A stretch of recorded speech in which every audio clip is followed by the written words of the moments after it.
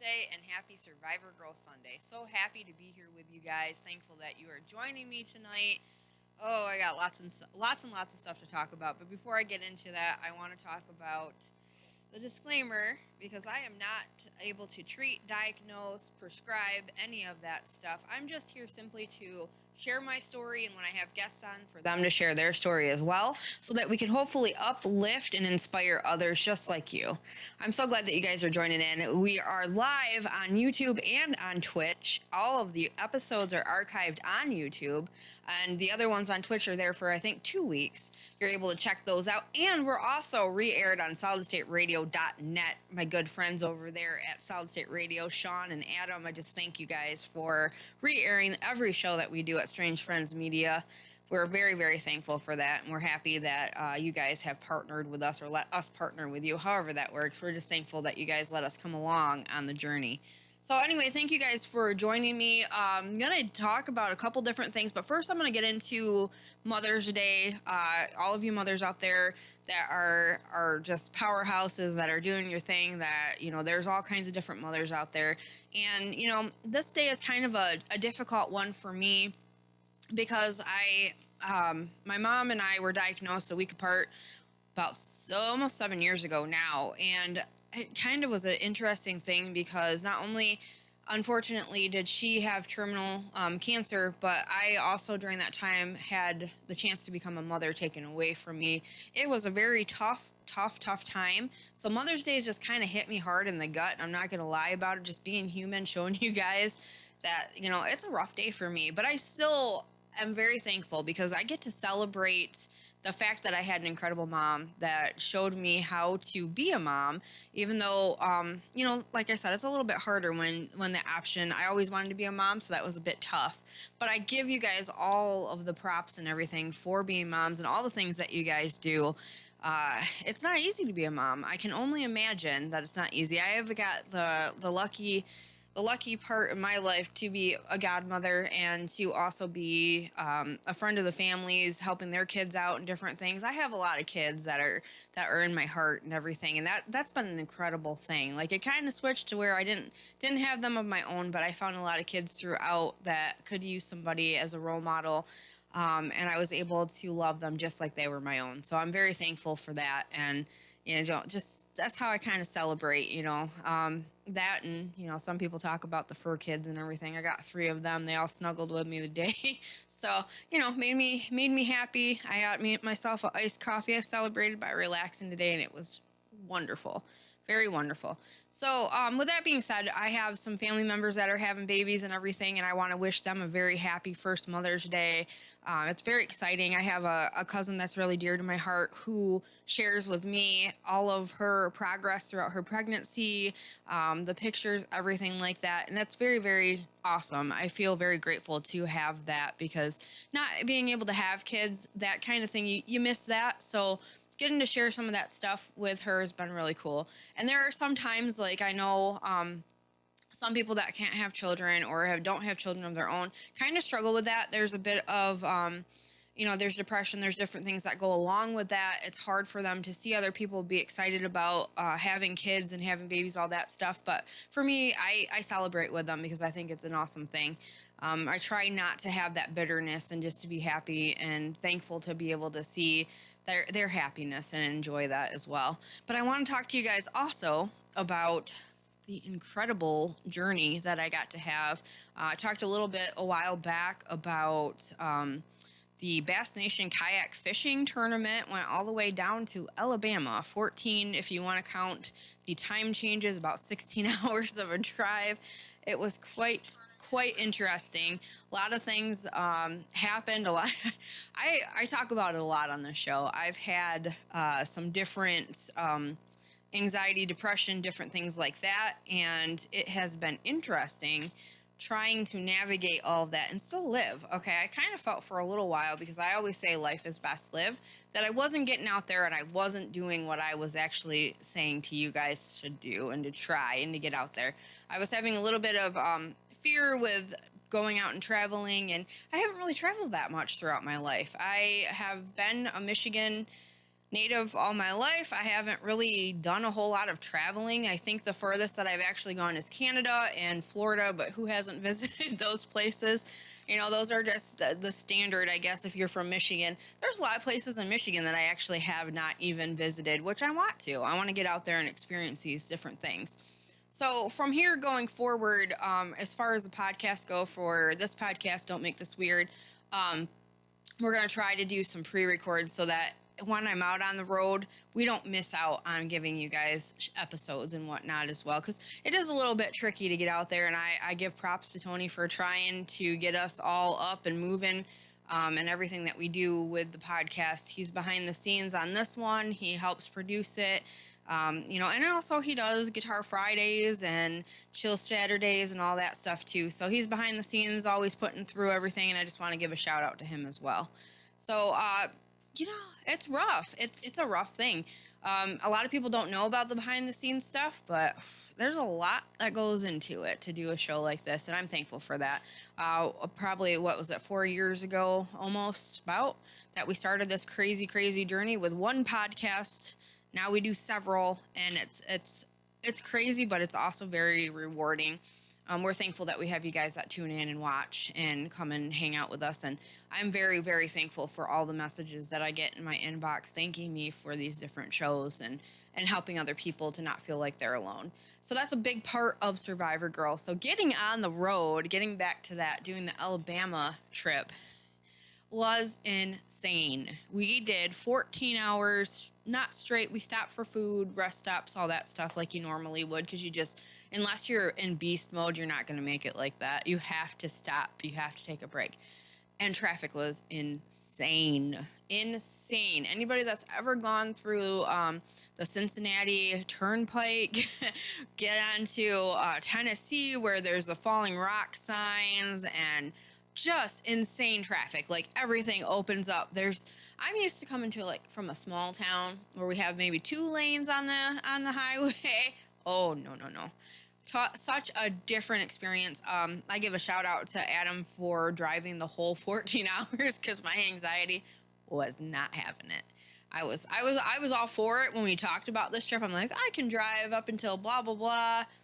Nope, that didn't happen. I honestly did not drive at all until I think on the way home I had 45 minutes to home, and I drove from Frankenmuth to one of our very 15 minutes to home, and I was like, I'm falling asleep.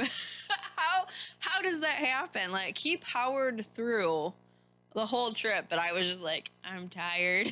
I was really starting to get so exhausted. And it was because I stayed awake. I was trying to be a good co-pilot and help him navigate and make sure that he stayed awake. That I didn't sleep. I didn't sleep at all. I had my comfy neck pillow and all that fun stuff, but I did not dare put it on because I knew once I did, I was not helping him out.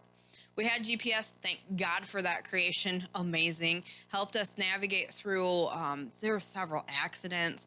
On our way down, we ran into a car fire on the other side of the road, or truck fire. The truck was on fire.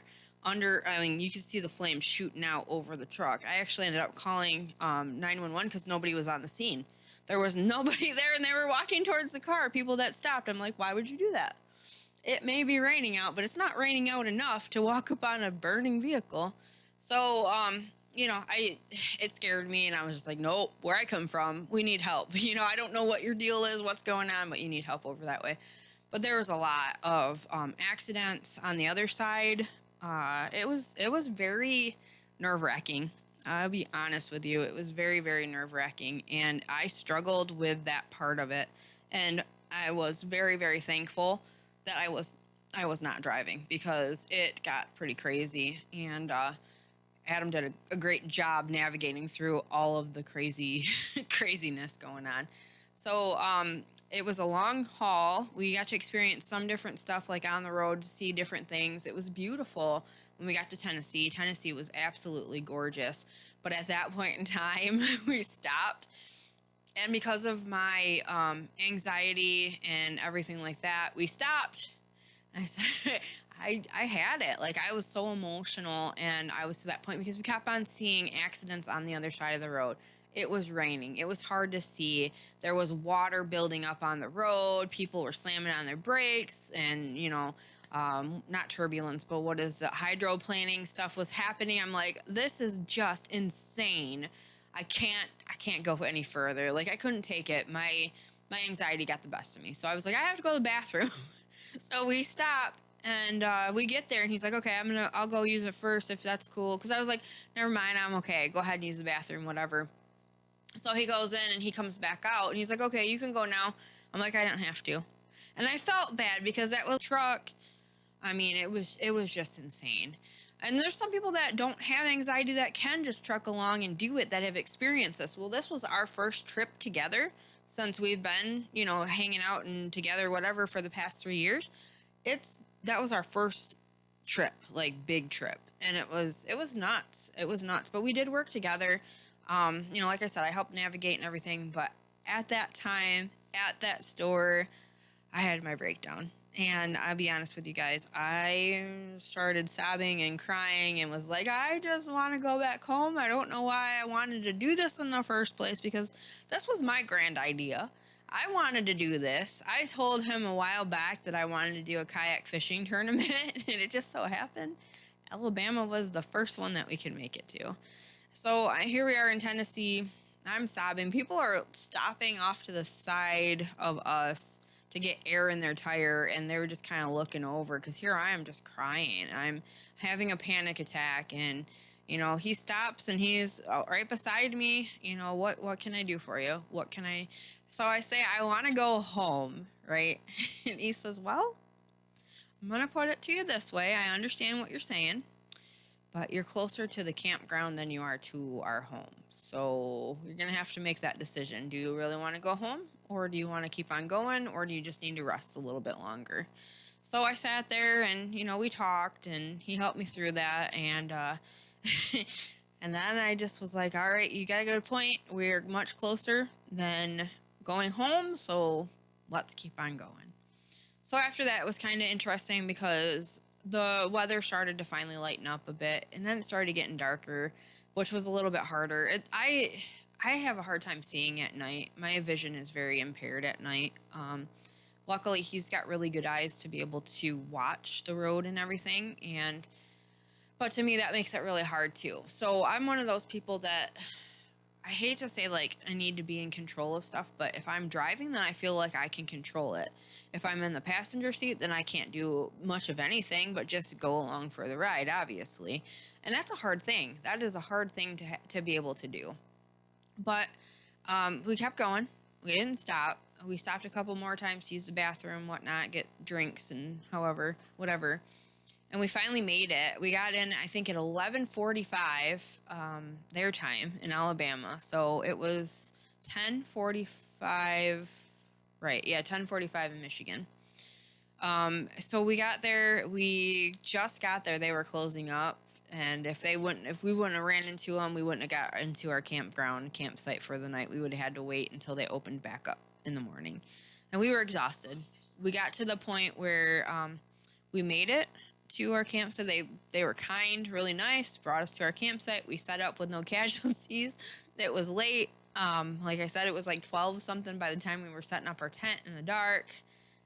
But we made it. We worked together. We got everything put together, and we were able to go ahead and relax. And I'd like to tell you that was the last time that I had a breakdown. that was the last time that I had anxiety or a panic attack through this whole thing. It's not, though. But the thing is that I wanted to kind of hammer with this whole thing is that when you're facing something like that, and you know that you do have anxiety and you face those kind of things, that's a huge step to take a trip like that, to think that you know how it's gonna go. And always the first time getting out and doing something like this, you don't know what to expect. And like I said, we drove to Florida, my family and I, when I was younger. But at that time, I didn't experience anxiety. I didn't have all the different things that I kind of face now. So that was not a big deal. Like, I was okay. We were good. I was with my parents, so I wasn't worried. It was just, I was 18 at the time. We drove through all these different places, Georgia, all that. And it was like not a big deal. And I don't remember because I think I slept for half of it because I knew my mom and dad would watch the road together. So as a kid, it wasn't that big of a deal. But this time I was wide awake and I could see everything. And, but what I want to say is, I felt like turning around, but I didn't.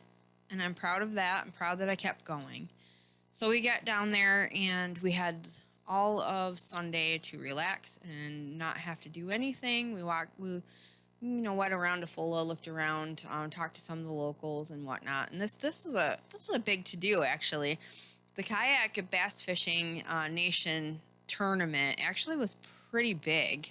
There was a lot of people that were camping there. You see people pulling in with their kayaks. So this is our first tournament.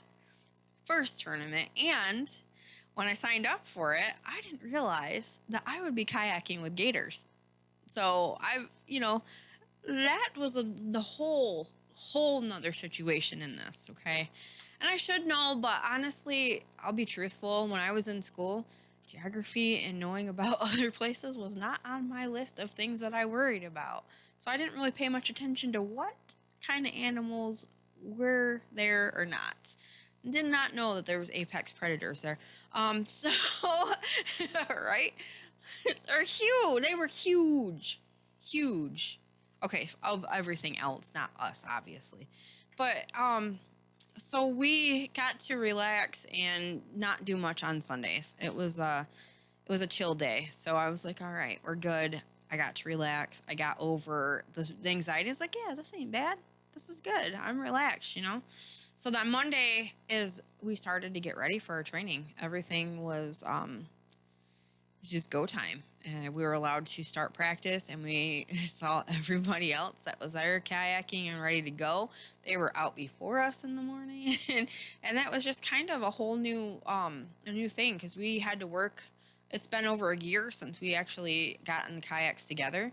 So unloading and getting everything at a record time because you have to make sure that you're on the water for game day on time together and not bumping heads and fighting and any of that crap.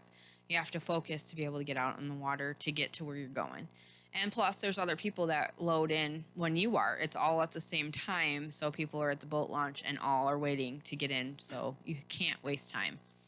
So we start training Mondays, and we get out in the water about 6 o'clock, 6:30, 7-ish, whatever, completely covered. I had on a UV shirt, sunscreen, everything, because I ain't messing around with cancer. Cancer can go to hell. I am covering myself. As you probably can't see, but I have like a white spot here and then tan down here. I had fishing gloves on. I had like UV everything, covering myself up because I don't mess around with that. And if you're out on the water, I recommend a good sunscreen, anything that you can use to cover yourself. Because I talked to some of the other kayakers, and they've actually had skin cancer and removed off their faces from being out there and not protecting themselves. And we don't mess around with that. So anyway, you're loaded down to the gills. You got everything that you need to be out there on the water for however long you're going to be out there. And you're trying to get everything put onto your kayak and ready to go. Important other thing, too, is I never go out in the water without a life vest on. Never.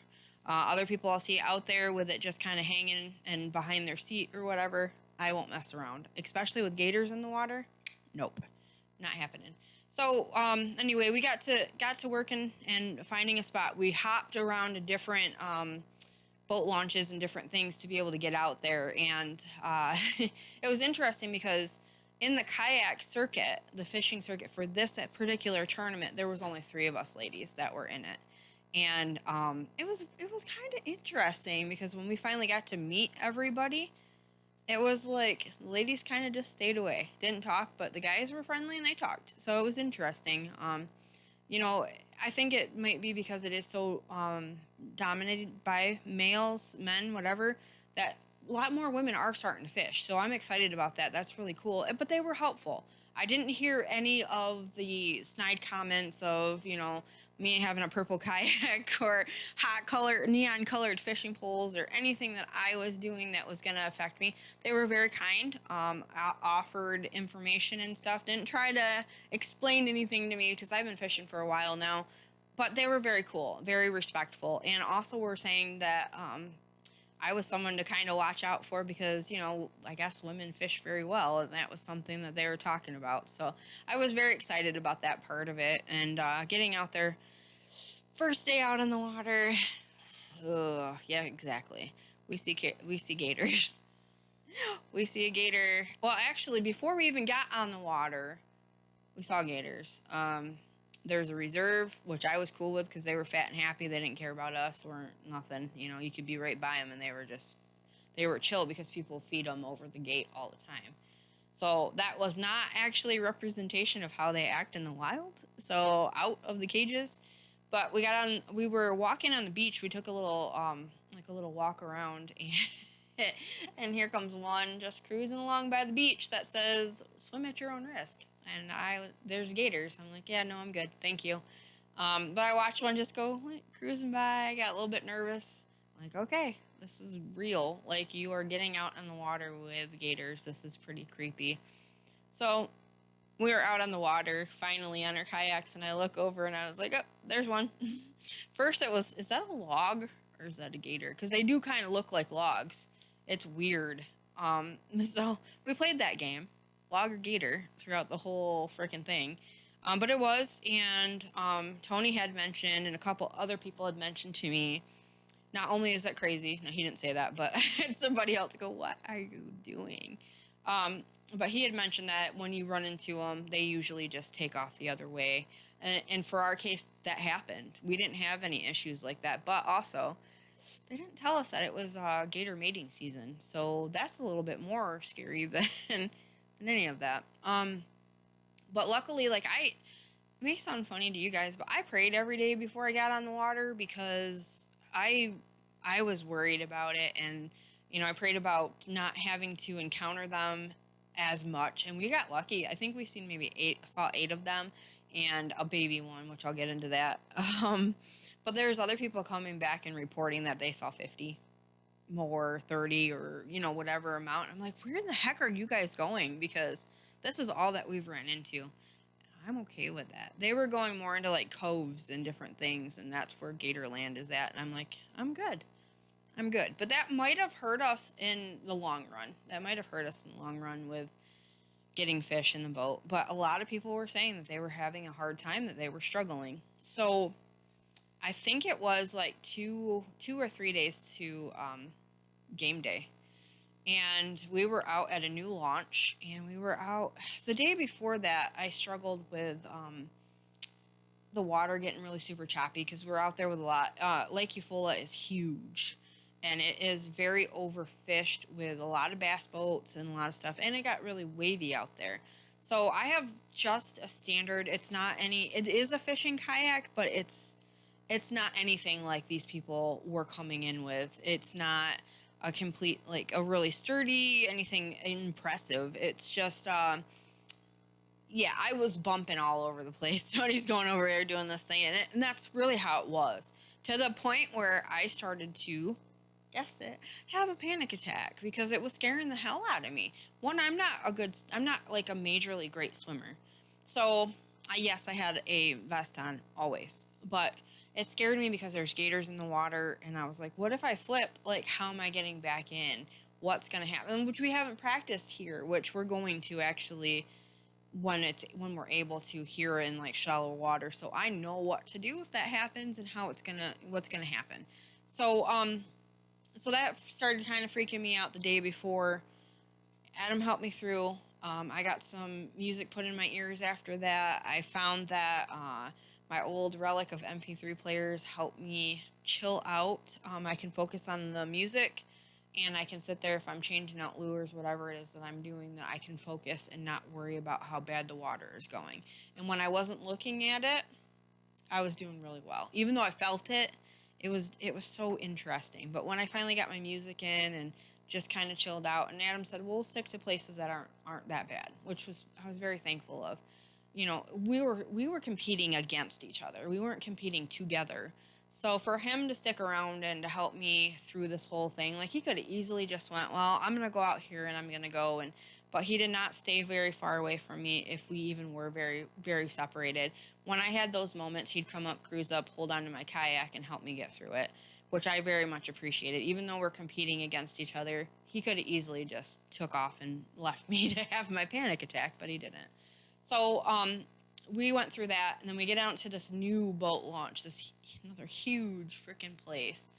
And we get into a little bit choppier water. I'm feeling a little bit better. We get to this other spot, and I anchor, because I finally had my anchor on me, which another thing is we were actually in Ufolo without paddles until we went and bought some new ones, because that was one thing we left behind that you need.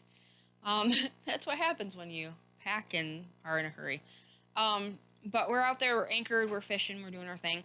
And a bass boat comes up and, friendly, talking to us and saying, hey, this is, we asked how they were doing, if they were getting much fish, and they were saying not really. That was pretty much the story all over the place anytime we ran into people. And then they tell us to not go, we could go around the corner, but to be careful because there was a crime scene.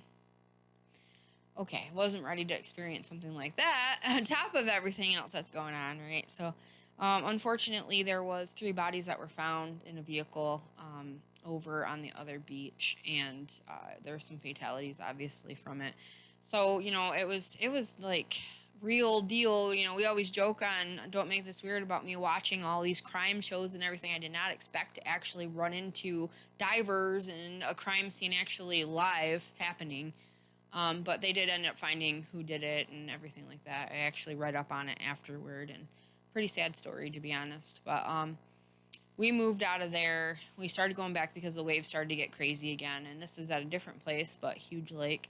And then we decided to cruise over and look at a cove, and a little baby gator pops up, and they're curious. It wasn't like a tiny one, because if you found those when you're kayaking, you need to get the heck out of there.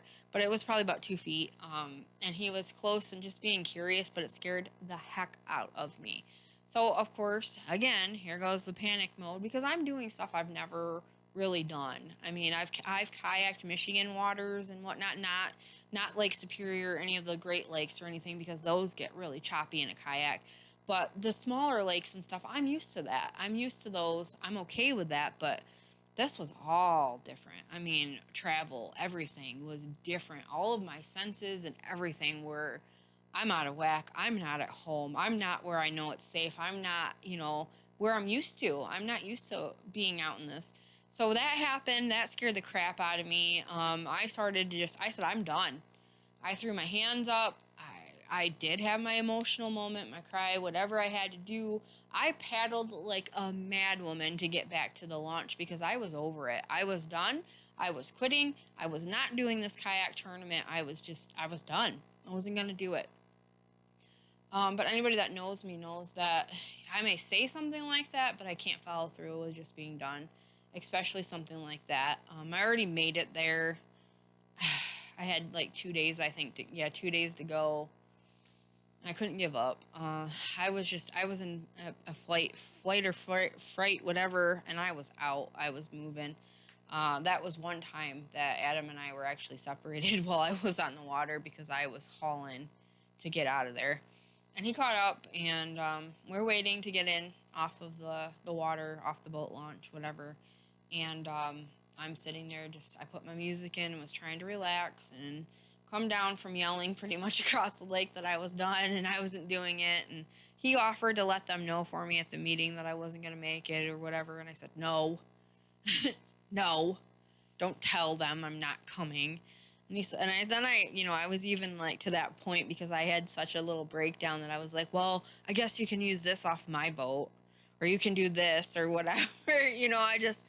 I don't know. I had a moment. I wanted to quit. I was terrified. I wanted to quit. And we're sitting there waiting to get out of the water, and I start casting again. So, it just was like, yeah, okay. Yeah, you're not quitting. Come on. If you were really quitting, you would not have been doing that. So we pull up, and he noticed it, but he never said anything to me until later on, when I was like, okay, I'm doing it. And he was like, I kind of figured, I watched you casting. And I was like, yeah.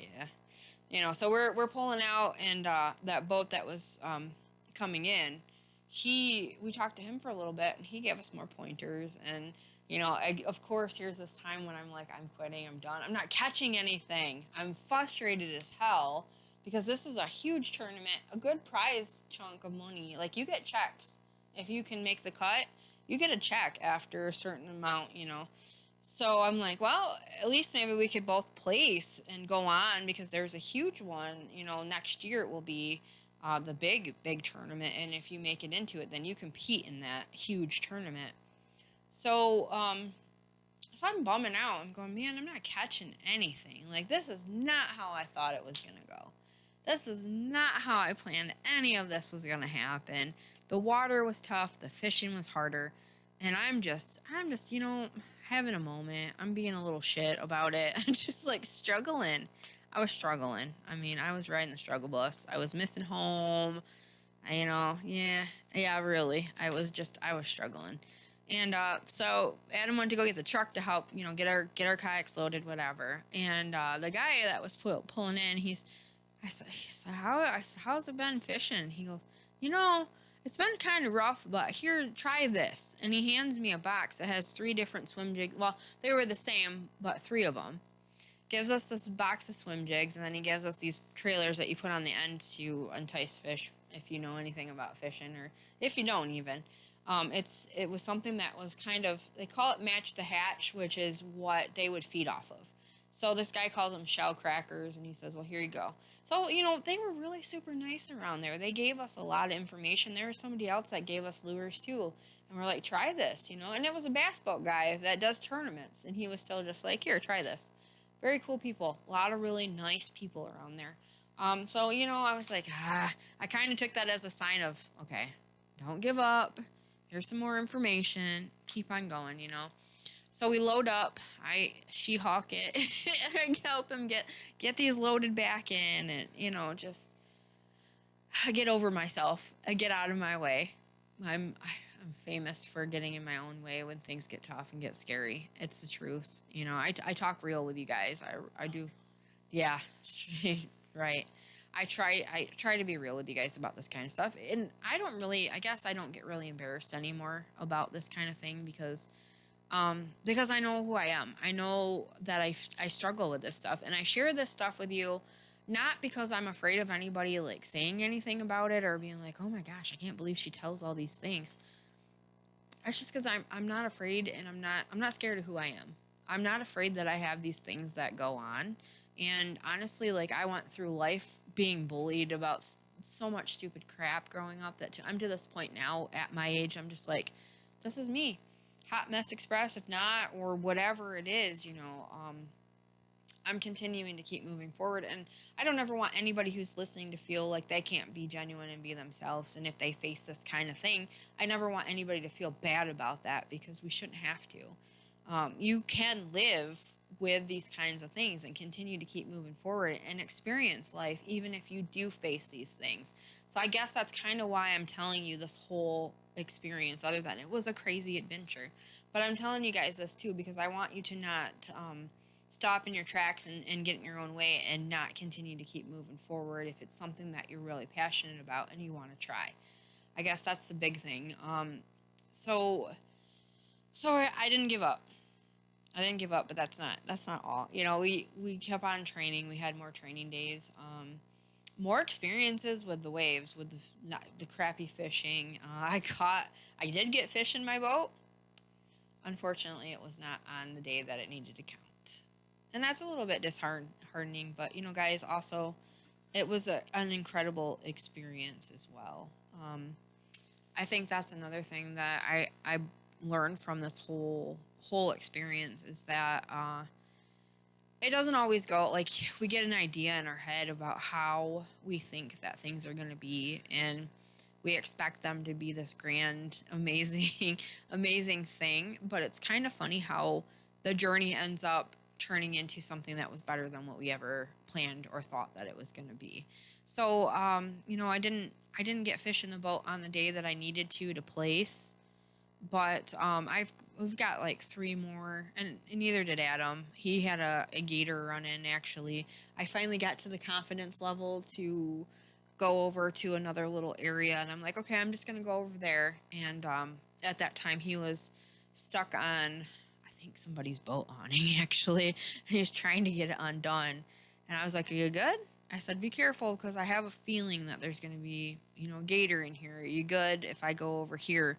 Because we had like, I think 10 minutes left before we had to have lines out of water to get off of the water for it to be done.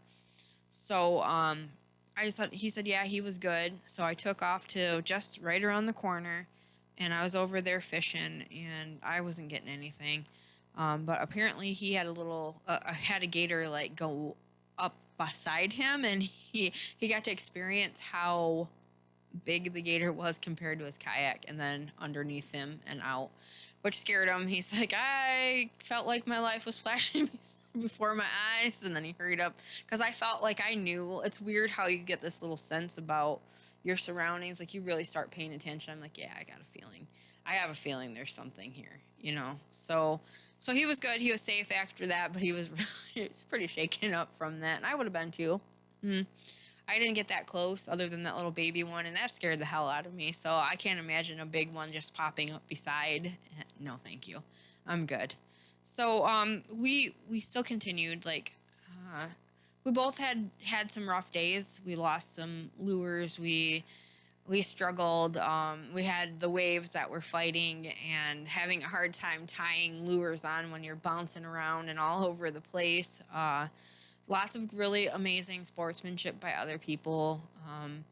You watch your surroundings because with the bass boats and everything, you have to be careful out there on the water because you're just this tiny little tugboat compared to those boats. And, it was just interesting. We met a lot of people that gave us a lot of insight to help us. And we met some really cool people. Actually, we ended up camping close to this gentleman who took second place, which he says, I don't want to sound bad, but second place is just a glorified loss or something like that, a glorified win or whatever. So he was 61 or 65, I think. And it was his first kayak bass fishing tournament as well. And he took second place. So I thought that was pretty cool. He used to compete in bass tournaments, so he knew, different waters and different things like that. But he still had a struggle. He would tell us, he shared information with us. Just a cool guy. Actually, he messaged us for the next tournament and let us know where he was camping and that there was actually sites that are close by for that tournament. So, it was a very cool, kind of a humbling experience as well. You learn a lot from traveling away from your home. We learned what we do and don't need when we're camping and packing and all that fun stuff. I learned that in those kinds of big waters with lots of deep depths, I'm good without a fish finder, that Adam can just use it. I left mine. I didn't even use it. I bought it and I didn't even use it. Didn't want to know. Cause it does actually pick up, bigger things in the water, gators and whatnot. And, the big, like huge depths. So for me, I learned that there's certain things that I thought I had to have, but I didn't really need to. There's some things that I've learned that I do want to have that I don't have that would help out with that journey. Because we do plan on competing more often in those kind of tournaments because it was an amazing experience. And I'm glad that, that when I made the decision to do it, that Adam would followed through with me and we went.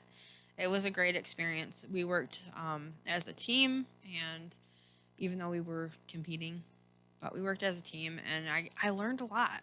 Not only about fishing, more about fishing, but also that when you have your sights set on doing something, that you don't stop until you make it. Does that make make sense? I've done a lot of different things throughout my life that probably sound freaking ridiculous, but to me it works. For me it works. Some people were nervous about when I went and did the bariatric surgery, and it was the best thing I ever did for my life. And at this kayak fishing and stuff, I used to hate outdoors. I used to hate going outdoors. I hated everything, everything about it. I fished as a kid with my father. I loved it. I loved fishing with him. But as I got older, I was just like, I'm good. I don't want to go out. I'm good. I don't need to be outside. Bugs, yuck, all this stuff. But then I started really enjoying it. I find a lot of peace outside now when I get a chance to. And camping was incredible. I could hear the bullfrogs. I could hear just all of the noises off of the lake at night. And it was so peaceful. I usually sleep with a fan on to help drown out and help me just kind of chill out, but I didn't need it while I was down there. And I did have a little one that I brought with me. But the noises off of the water and the bullfrogs and everything just was so peaceful and relaxing. And I think I take that when I finally was able to chill out and relax. That's kind of where it just kind of made sense of why I went. And even if we didn't win, the experience alone was something that was just incredible. Um, Now I know what to kind of for the next one. The next one's in Tennessee at Lake Pickwick. Apparently, from what I'm reading, there are some gators that are in the rivers, but I'm not so sure about the lake part of it. But we are going to try for it again, and we're learning. You do your research, you do everything that you can to be a contender, I suppose. But we learned a lot, and we learned that it was fun. We learned that it was getting out from our hometown. It was experiencing new things. And also, I do have to say something else. We've talked about on Don't Make This Weird about a health journey, holistic medicine, and everything. My holistic doctor, and again, I recommend that if you are looking into that, to find yourself a good doctor that will work with you and what you need. Mine, after going through the surgery and everything, she's been helping me out because I had the adrenal gland removal. She's been helping me out with that and any anxiety stuff like that, stabilizer. I got a holistic one from her. That actually on the way down after I finally took it, or the way up to Alabama or south to Alabama, I took that when we were in Tennessee, and I was chill. It was chill. I felt so much better. Like, not to the point where I was sleeping, but I could relax. I could breathe. I could enjoy it. So I go to see Dr. Katie Grimmel at Shelson's Medical here in Cairo. I definitely recommend looking into it if you are local or even within an hour, whatever. Check them out. They are here in Cairo, and they are on Facebook. You can find them there, and I recommend it. If you're looking for a holistic doctor, healthy living, whatever it is that you're looking for, to check them out or check somebody out in your area that does that, because I feel a lot better since actually going to that kind of medical practice. It has helped me out a lot. I'm not saying it's for everybody. Just like anything that I do in my life, I don't mention this stuff to you guys to make you feel like you have to do these kinds of things, but for me, it works. And it might work for you. So I'm mentioning that because it did actually chill me out. It wasn't a CBD oil either. It was something completely different. So for me, and I've heard a lot about CBD. I hear great things about it. I'm not against any of that stuff. Again, I cannot prescribe you any of this stuff, so please check with the doctor before you do any kind of ordering or any of that stuff. Check with the doctor, get some help with medical that way. So that helped out. That helped me out a lot, and just living in the moment, taking a breather, relaxing for a moment, and just seeing my beautiful surroundings. Alabama was beautiful. Tennessee was beautiful.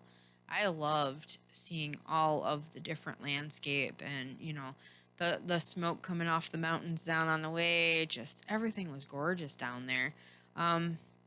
Like I said, kayaking with gators was a bit challenging.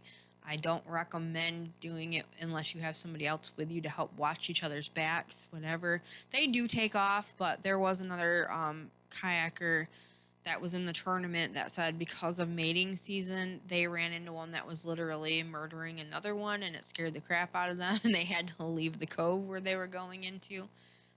So it is recommended that if you are going to be kayaking, to try to have somebody with you for that kind of season.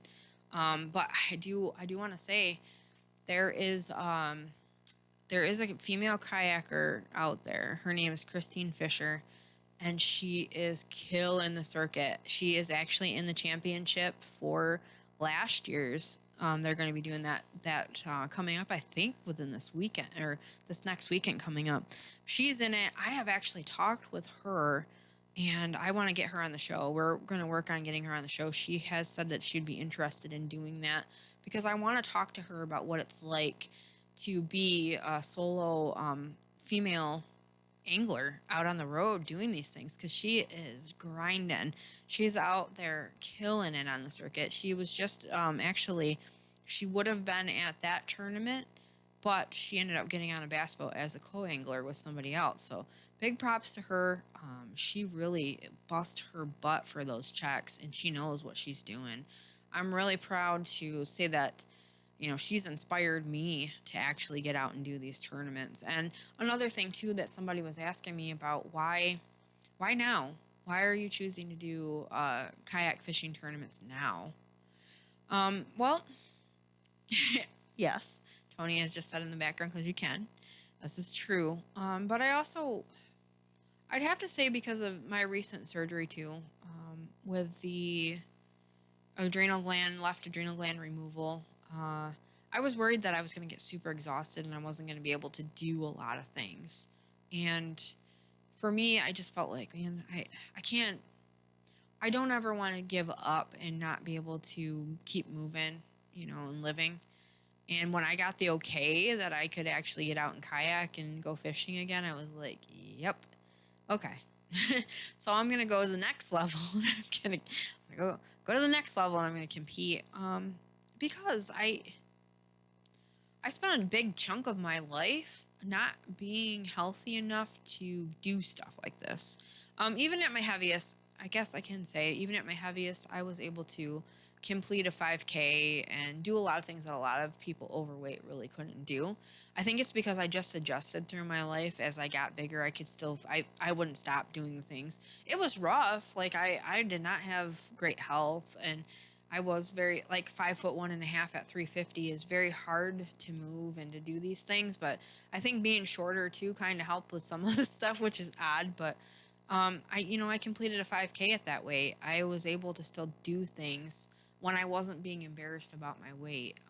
So for me, the second chances and everything, and then this last kind of brush with, losing my left adrenal gland, I was just like, I want to live life the best I can. I want to experience everything that I can. And I want to inspire other people to get out and to do these things.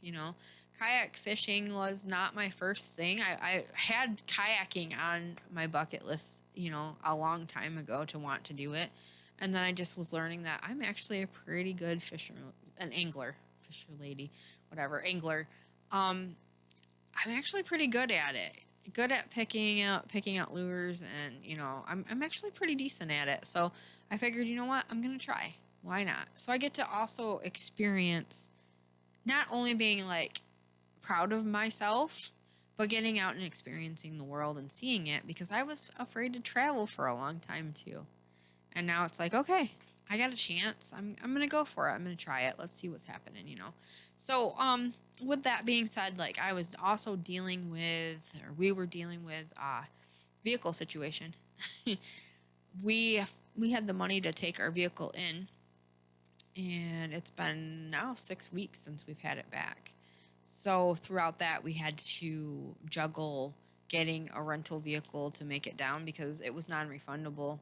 Our tournament money that we put in, our campsite, everything it was non-refundable. All we had to pay was our gas to get down there, and then, whatever food. And I wasn't going to let that stop me either. So we pushed through and we went, and we were hoping by the time that we got back that it would be fixed, and it still hasn't. But we're working towards that and trying to figure that out and navigate that. You try not to get down or disheartened, because it is, honestly, guys, if you have a vehicle, be thankful for that. I mean, be grateful about it. If you're working towards getting one, don't give up. It's tough. It's kind of like like your freedom gets taken away. We've had to ask for a lot of rides, and so thankful to the people that love and support, because without them, we wouldn't have been able to get half of the stuff that we get done. It's great to have a great circle of people that love and care, and that's been going on for a minute. And we actually have somebody who is donating a vehicle until we get our Ford fixed, which is incredible. Um, my emotions got the best of me, and had some tears dancing on my cheeks about that situation. But it's just moving forward. Life is amazing, and if you don't keep moving and trying different things, then you're gonna just let it pass you by. And again, what I take from this whole tournament situation is, went, I did not give up, even though I screamed across the lake. I was had a lot of tears, had a lot of emotions, but that's nothing new with me. So I'm thankful I didn't give up. I'm gonna try next time to not threaten it more than 3 times on a trip, but I'm not gonna give up, because honestly, it was hard to do the tournament. It was a lot of work because we paddled. We didn't have trolling motors, but I felt incredible when I got home. It was a lot of rowing. It was a lot of rowing. But especially when I took off like a shot. I mean, I went for it. And I came home lighter, more muscle, and feeling a lot better. A lot better. I was proud of myself that I was able to do it. Yeah, I mean, at the end, when I got home, it was like, whoa. Yeah, we went for a walk yesterday, and before we left to go to that tournament, it was a little bit of a struggle. I was like, I need to sit right here, but we went for the same walk, and it was nothing. Like, I didn't lose breath. So there's another thing too, guys. If you are working towards better health, if you're working to get into some kind of routine with exercise, creative movement, whatever it is that you want to call it, don't give up. Continue to keep going, even if it's little steps here, one day to the next. It does start to help you build up your stamina and get you moving, get your heart pumping, get you healthier. I mean, it helps. And let me tell you one more thing too. Even if you're going to lose weight, if that's your thing that you're looking to do, even if you lose 1 pound in a week or whatever, if it takes you 2, it's 1 pound. That's a move in the right direction. That's a win. So don't ever feel bad about 1 pound, 5 pounds, whatever it is. Just keep moving, and whatever you can find to make you move, whether it's dancing in the kitchen, whatever it is you're doing, just get moving, get your heart pumping, get healthy, take care of yourself, drink your water, try to breathe and relax, and try not to have crappy posture like I do. Take care of yourselves, love yourself. Most importantly, love yourself. And also, please, guys, do not forget that life is best lived.